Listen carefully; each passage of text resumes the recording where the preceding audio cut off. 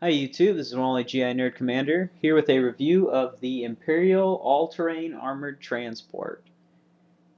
Yeah, we're going to be focusing on the 2010 one here. I do have it flanked by the 90s and 80s version. We're going to get into these two a little bit later, but I just want them out right now to give kind of a scale of the size of this thing. It's quite large. Um, so we'll just get these two out of the way real quick here. Give me 1 second here. I'm just gonna move this one back here.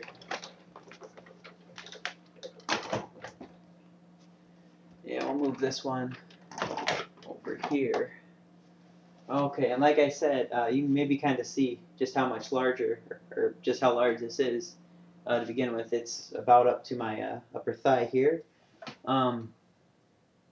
I got a great deal for this. If you watched my last video, I was lucky enough to find this at Kmart for only $40.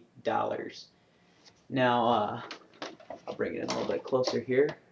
But besides that being a really great deal, there is one major problem that we're going to get out of the way real quick here. If you can look right here on the head, you'll notice that something's missing. That's right. Both of the cannons that were supposed to go right here were not in the box. I've emailed Hasbro about it, hoping to get a response back sometime. So really, I was kind of disappointed in that, but at the same time, I only got it for 40 bucks. I'm sure I'll be able to get more. And yeah. So there is also one other thing that's missing on this one, and that's these. If you're like me, you probably don't like to read instructions. So of course, I didn't actually read the instructions. These were supposed to go down here. Well, you really can't see it. We're actually supposed to go down here for a more movie accurate footing, but it's really not a big deal to me, and it stands fine on its own. And speaking of standing, if you can, we'll kind of start with the legs here. These things are huge. The feet themselves are just huge. They're gigantic. We have a standard. Everybody's already done this before, but I'm going to do it anyway. The standard, Power of the Force 3 3/4 figure. That alone is not as long. These have to be at least 4 inches. No, probably more than that. So I mean, as you can see, just like how the Big Mama dwarfs the other older AT-ATs, it is absolutely huge compared to this figure here. So throw him over there, keep him safe for now. And okay, let's start with the head of this monster. First of all, like I said, missing the cannons, that sucks, but we do have these cool lights, and there is also down here, if I can find it, a small mechanism that you can move it, and I assume if you actually had the cannons in there, that they would move. Really great lights there. Of course, I had to have firing missiles, which I'm actually glad for. There we go. Let's shoot off one real quick. Excuse me. Alright, loading that back up. Another cool feature about the head is this red mirror here is transparent. You can see through it. We're going to open up the head here real quick. I'm not too sure how we're going to be able to do this. Okay, sliding it up. I hope that's in focus. If it's not in focus, I apologize. This figure didn't come with it, but it is the AT-AT commander. I'll just kind of try to set him back here. And as best as I can, I'll try to lift up the camera here. The cockpit has really great detail in it. I really, really like it. Let's kind of move this here. If you can kind of see, it is transparent, like I said. Seats are pretty small. I was kind of surprised just how small the head actually is. There's a button right down here we can press. Rebel forces spotted. Preparing attack vectors. Oh, also I should, yep, see there's the lights. I should mention that I did not put any of the stickers on it. It does come with stickers that are supposed to go on here. I didn't put them on. So you have the ambient noise of the walker walking. Distance to power generators. Range to target. 17.28. I love that. The only thing I wish it would do is stay lit up longer. I think that'd be really cool if you could actually just switch it on. Rebels are there, and Skywalker is there with them. Another thing I did notice about the phrases that it says, it comes with tons of them. I mean, you could have hours of fun just playing around with that feature itself. But the phrases that are not actually from the movie, they're different, redone. But it does come with a lot of them. It comes with, you know, you can get stuff for Clone Troopers, Vader, from Empire Strikes Back. So yeah, that's pretty cool. Moving up to the neck here. I'm trying to adjust this. Like I said, I apologize if it gets out of focus. I'm not professional. I don't get paid to do this, so I don't think you should complain.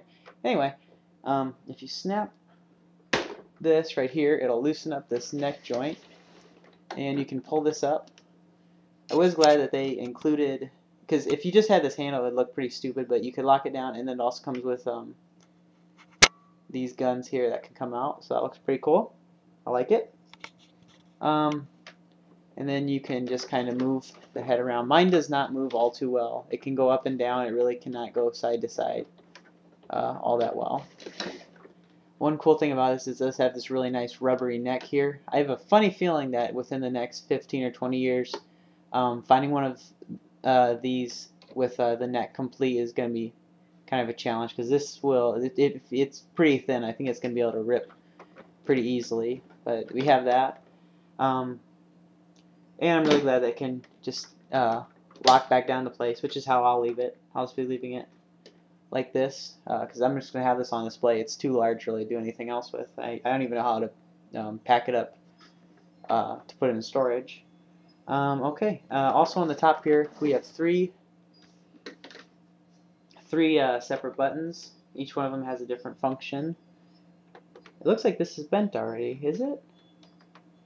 I think that's just my imagination. I hope it's just my imagination. But it has three separate buttons here. One will control, as we've seen, it'll control the two cannons up front. You can just hold it. Forward deflectors at full power. You can hold it and it'll have the different phrases. The second one is just an ambient walking sound.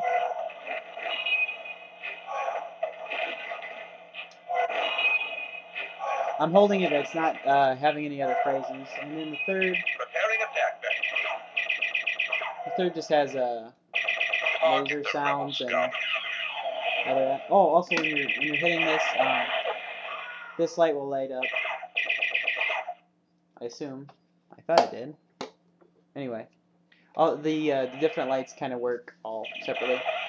Ambient sounds when you're not doing anything with it, which is pretty cool. All right, let's start with this side here.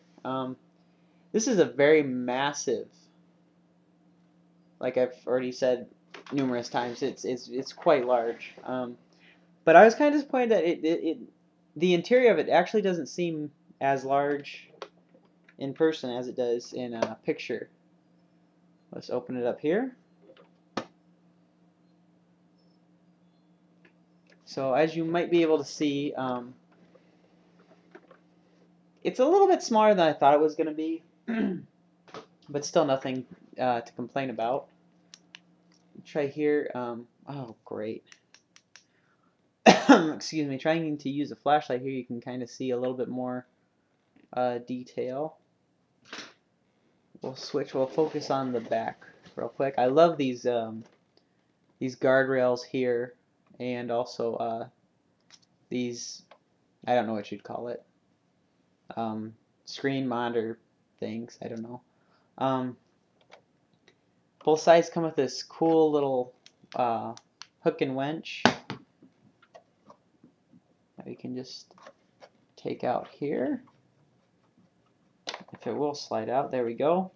And then you can just simply hit a button here, and that will loosen the gear to allow it to drop down.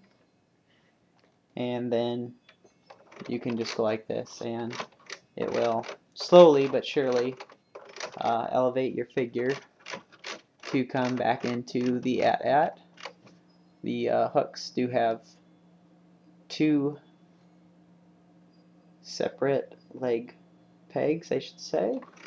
So we will drag that up there.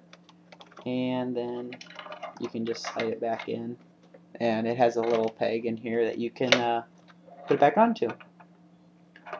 Okay, well we're gonna cut this video short right here. This will be part 1, and stay tuned for part 2. We'll come right back to this. So I appreciate you watching, and leave a comment, subscribe, all that good shit. Be sure to watch part 2 coming up in just a little bit.